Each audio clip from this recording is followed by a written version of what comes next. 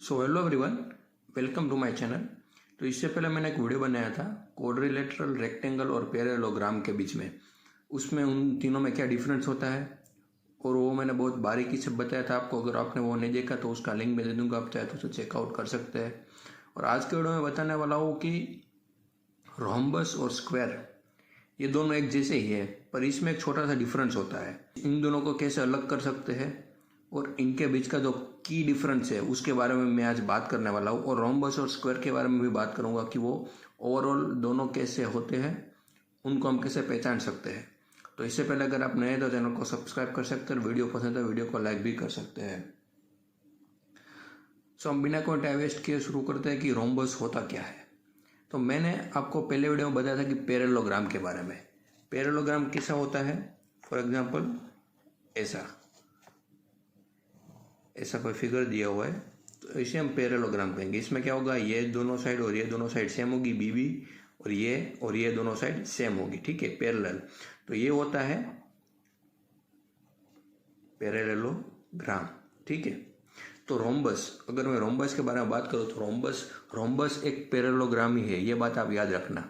Rhombus एक parallelogram है जिसमें सभी की सब साइड सेम होती है। मतलब इसको अगर मैं कहूँ तो ये हो जाएगा ऐसा कुछ, ठीक है। ए और ए चारों साइड इनकी सेम हो जाएंगी, तो ये हो जाएगा रोम्बस। और इसमें कोई भी डिफरेंस नहीं होगा। ये इसमें क्या होगा, पैरेललोग्राम में ये दोनों साइड और ये दोनों साइड सेम होगी, इसमें चारों की चारों साइड सेम हो जाएगी। तो ये रोम्बस एक पैरेललोग्राम ही है, ठीक है। कोई भी रोम्बस हो वो हमेशा पैरेललोग्राम ही होता है, बट इसका रिवर्स ट्रू नहीं होगा। मतलब कोई भी पैरेललोग्राम रोम्बस नहीं हो सकता। पैरेललोग्राम रोम्बस तभी होगा जब पैरेललोग्राम की चारों साइडें सेम होगी, पर ये रोम्बस जो होता है वो हमेशा पैरेललोग्राम ही होता है, ये बात आपको याद रखना। तो ये हो गया रोम्बस। अब इसके बारे में मैं आपको एक प्रॉपर्टी के बारे में बात करूं जो बहुत इंपॉर्टेंट होती है। इनके जो डायगोनल्स होते हैं ना, वो एक दूसरे को 90 डिग्री पे बाइसेक्ट करते हैं। मतलब यहाँ पर देखिए, जब भी ये दोनों एक दूसरे को क्रॉस करेंगे तो वो 90 डिग्री बनाएंगे। ये भी 90 डिग्री होगा, चारों साइड 90 डिग्री का एंगल बनेगा। इस बात को आप याद रखना हमेशा, ये बहुत इंपॉर्टेंट प्रॉपर्टी होती है रोम्बस के बारे में, कि जब भी इनके दो डायगोनल एक दूसरे को बाइसेक्ट करेंगे तो वो 90 डिग्री का एंगल बनाएंगे, ठीक है। तो ये होगी एक इंपॉर्टेंट प्रॉपर्टी जिसको आप याद रखना है। अगर मैं इसके एरिया के बारे में बात करूँ, हम इसका एरिया अगर आपको पूछा जाए फाइंड आउट करने को कैसे करेंगे, उसके बारे में बात करूँ तो उनका एरिया आएगा 1/2 into product of diagonals into angle between them means both diagonals, ठीक है। अगर फॉर एग्जांपल ये डायगोनल हो D1 और ये हो D2 तो इसका एरिया होगा 1/2 इंटू D1 इंटू D2। और यहाँ पर मैं एक और चीज़ लिखना भूल गया, sine of angle between them, ठीक है। जो भी एंगल होगा ना उसका हम साइन लेंगे। मतलब यहाँ पर देखिए 90 डिग्री है ना, मैंने कहा था कि दो डायगोनल एक दूसरे को 90 डिग्री पे बाइसेक्ट करेंगे, तो इसका एंगल होगा साइन 90 और साइन 90 क्या होगा, 1 होगा, ठीक है। तो इनसे आंसर क्या आएगा, इसका एरिया क्या होगा 1/2 D1 D2, ठीक है। तो ये हो गया इसका area of what, rhombus, area of rhombus, ठीक है। और एक और अगर बात करूं, अगर इसका एरिया अगर 1/2 D1 D2 फॉर एग्जांपल, अगर मैं डायगोनल की वैल्यू ना दी हो, सिर्फ साइड से दी हो, तब हम उसे कैसे फाइंड आउट करेंगे। तो उसका एक आंसर होगा, एरिया का एक और फॉर्मूला होता है, वो होता है बेस इंटू हाइट, ठीक है। ये एक और फॉर्मूला जो आपको याद रखना है अगर आपको डायगोनल की वैल्यू ना दी हो रोम्बस के लिए, ठीक है। बेस ये हो जाएगा और हाइट यहाँ से हम परपेंडिकुलर लेंगे और ये हाइट फाइंड आउट कर लेंगे, ठीक है। कैसे, पाइथागोरस की, ये 90 डिग्री बनेगा, ये हमें मिल जाएगा, ये मिल जाएगा, तो इसकी मदद से हम ये फाइंड आउट कर सकते हैं, ठीक है। तो ये हो जाएगा एरिया बेस इंटू हाइट। ये बात होगी रोम्बस की। अब मैं बात करता हूँ स्क्वायर की।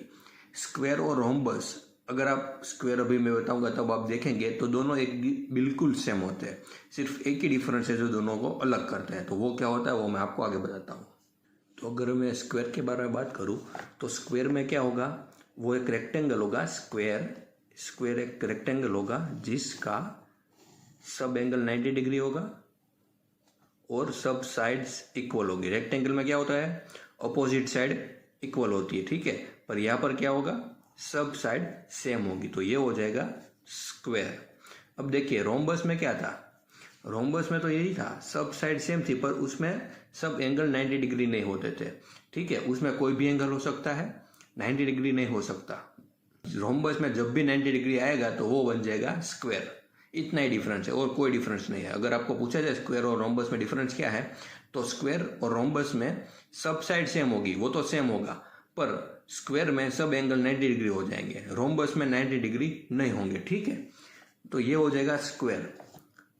यही जो एक मेन की डिफरेंस के बारे में मैंने आपको बात की थी वो यही है, सब एंगल 90 डिग्री होगी इसमें, रोम्बस में ऐसा नहीं होगा।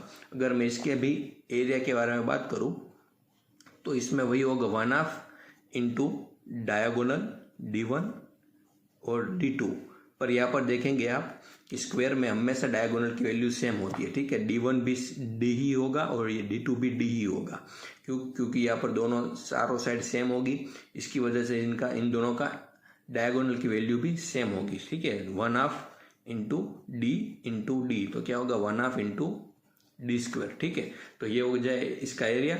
और वो मैंने जो दूसरा फॉर्मूला बताया था आपको एरिया के बारे में, कौन सा वाला, बेस इंटू हाइट, वो भी आप इसमें कैलकुलेट कर सकते हैं, उसकी मदद से भी आप एरिया फाइंड आउट यहाँ पर कर सकते हैं, ठीक है। तो ये हो जाएगा स्क्वायर। और इसमें कोई भी इंपॉर्टेंट प्रॉपर्टी है नहीं, बस एक बात जो आपको हमेशा याद रखनी है, स्क्वायर और रोम्बस के बीच में जो स्क्वायर होता है उसमें सब एंगल 90 डिग्री होंगे, रोम्बस में भी 90 डिग्री नहीं होगी, उसमें सिर्फ चारों साइड सेम होगी।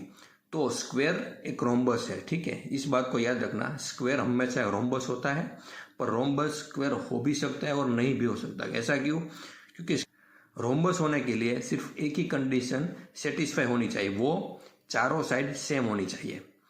स्क्वायर होने के लिए चारों साइड सेम होनी चाहिए और 90 डिग्री भी होना चाहिए। तो स्क्वायर एक रोम्बस हो सकता है और है ही, स्क्वायर एक रोम्बस है। और एक रोम्बस तभी स्क्वायर हो सकता है जब उसके चारों एंगल 90 डिग्री हो। तो मैं उम्मीद करता हूँ कि आपको ऐसा कुछ समझ में आया। अगर अभी भी नहीं है तो वीडियो को पूरा देखिए, एक बार फिर से देखिए, और फिर भी कोई क्वेरी बचती है तो कमेंट बॉक्स में आप पूछ सकते हैं, मैं आपको ज़रूर आंसर करूँगा। और अगर आपको ये वीडियो पसंद है तो वीडियो को लाइक कर सकते हैं और चैनल को भी सब्सक्राइब कर सकते हैं। And thank you so much for watching this video.